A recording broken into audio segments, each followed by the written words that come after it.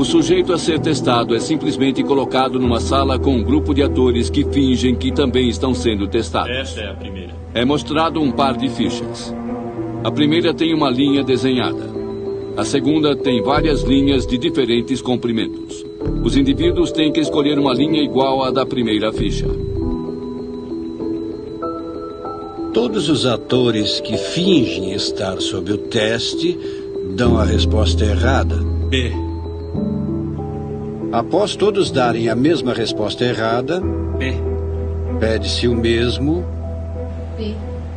para a pessoa que está sendo realmente testada. O experimento foi projetado para testar se o sujeito vai agir contra o grupo e responder corretamente ou de acordo com o grupo, dando uma resposta que ele sabe ser errada. É A. Inicialmente, muitos deram a resposta certa, mas não imediatamente. A maioria das pessoas hesita. Elas exibem externamente o conflito interno entre o desejo de fazer parte do grupo e a vontade de dizer o que estão realmente vendo. O experimento continua e muitos participantes acompanham o grupo sabendo que estão dando a resposta errada. O desejo de ser aceito supera o desejo de fazer o que é certo. É o A. Descobriu-se que 75% das pessoas testadas negam aquilo que estão vendo e entram em conformidade com o que as outras pessoas disseram.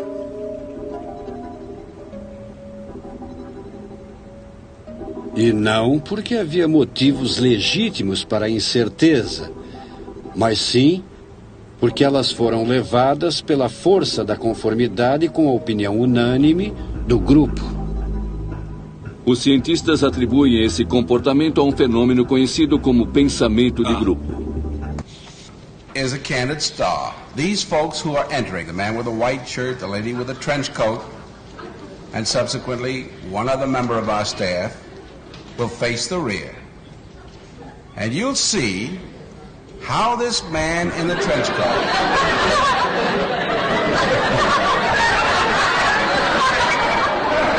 tries to maintain his individuality, but little by little,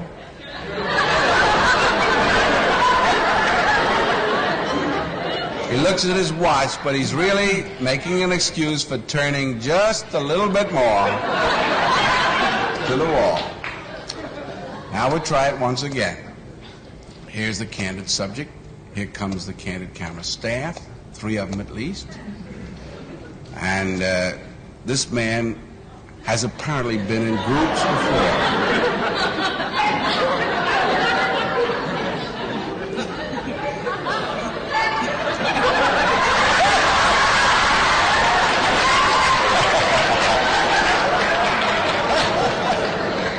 Now, here's a fella with his hat on in the elevator.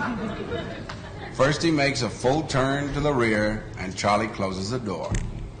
A moment later, we'll open the door, everybody's changed positions.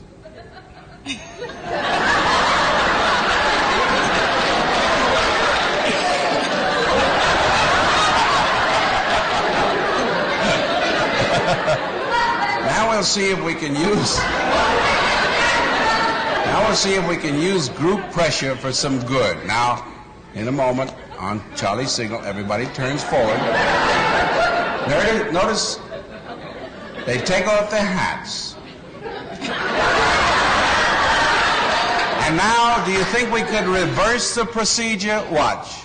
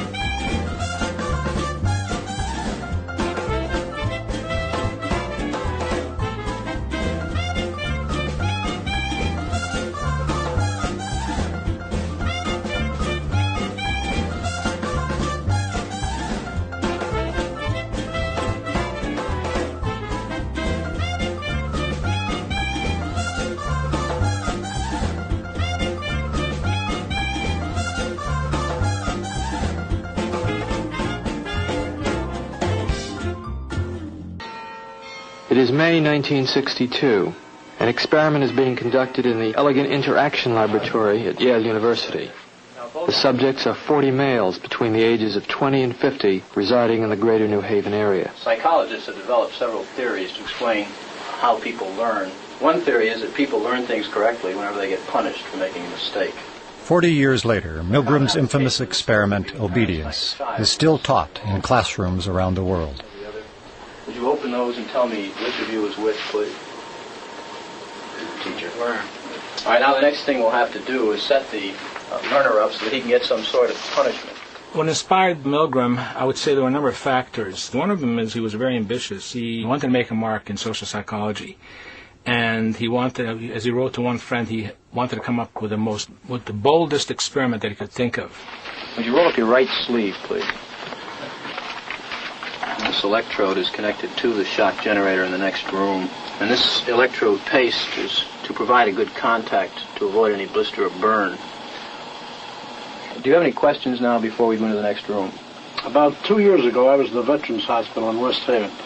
And while there, they detected a heart condition. There's nothing serious, but as long as I'm having these shocks, how strong are they? How dangerous are they? Well, no, although they may be painful, they're not dangerous. Anything else? No, that's all. All right, teacher, would you take the test and be seated in front of the shock generator, please, in the next room? But the experiment was rigged. The victim was an accomplice of the experiment. The victim, according to plan, provided many wrong answers. His verbal responses were standardized on tape, and each protest was coordinated to a particular voltage level on the shock generator. Now, as teacher, you were seated in front of this impressive-looking instrument, the shock generator. Its essential feature is a line of switches that goes from 15 volts to 450 volts, and a set of verbal designations that goes from slight shock to moderate shock, strong shock, very strong shock, intense shock, extreme intensity shock, and finally XXX, danger severe shock. Your job, the experimenter explains to you, is a word pair test. If he gets each answer correctly, fine, you move on to the next pair. But if he makes a mistake, you are instructed to give him an electric shock, starting with 15 volts, and you increase the shock one step on each error. Incorrect. You'll now get a shock of 105. Hard head. Just how far can you go in this thing? As far as is necessary.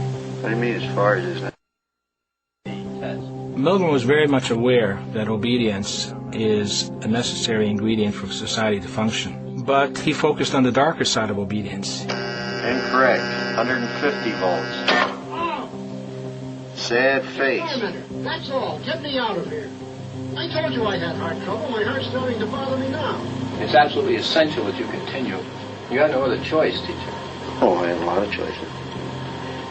My number one choice is that I wouldn't go on if I thought he was being harmed. Now, this man makes disobedience seem a very rational and simple deed. Now, other subjects respond quite differently to the experimenter's authority. Wrong. It's hair. 75 volts, Jim. Please continue. Some psychologists were troubled by the ethics of it. Many, if not most subjects, found it a highly stressful, conflicted experience. People are stammering, stuttering, laughing hysterically, inappropriately. 150 volts. Experimenter. That's all. Get me out of here. I told you I had heart trouble. My heart's starting to bother me now. Get me out of here, please. Let me out of here. You have no right to keep me here. Let me out. Let me out of here. Let me out. Continue, please. Let me out of here. My heart's bothering me. Let Go me on. out. Let me out. Clearly, when we say people went to the top of the shock board, it wasn't like they were going blithely, sadistically. People went stop and go, stop and go. They were in a state of conflict, which was created a tremendous amount of stress. So that was the main critique. This will be at 3:30.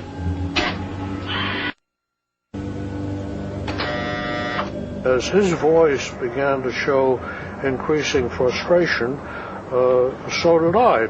And I was really in a state of real conflict and agitation. One of Stanley Milgram's basic contributions was that you don't ask people what they would do given this hypothetical situation. You put them in the situation. Wrong. I want the 180 volts. Please continue, teacher. 180 volts. I can't stand the pain. Let me out of here. Can't stand it. I'm not going to kill that man there. According to Milgram, one of the things that's a prerequisite for carrying out acts that are evil is to shed responsibility from your shoulders and hand it over to the person in charge. I mean, who's going to take the responsibility if anything happens to that gentleman? I'm responsible for anything that happens here. Continue, please. All right, next one, slow. He didn't hold any gun to anybody's head. Just the fact that he conveyed a sense of authority. Roughly 60-65% of the people went all the way to the top of the shock board. 450 volts. That's it. Now continue using the last switch on the board, please. The 450 switch for each wrong answer. Continue, please. I'm not getting no answer. Don't the man's health mean anything? Whether the learner likes it or not, we But must... he might be dead in there. Milgram made the point, I think very effectively, that the Nazis weren't all a bunch of psychopaths at Belsen and Dachau. A death camp from the middle class in New Haven. Well, who was actually pushing the switch? I was. But he kept insisting. I told him no, but he said he's got to keep going. What kind of obedience would Milgram get today if he were to do the experiment today? Probably about the same. Probably about the same. Why? I don't know. I think people are just inherently obedient. It just really shows like how far human beings will go to appease what they perceive to be an authority figure. Milgram has identified one of the constants, one of the universals of social behavior. The readiness to obey authority cuts across time. It's a constant. The other outstanding and distinctive thing about the obedience experiment is how much it has and keeps on permeating contemporary culture and thought. It's still with us in very, very important ways.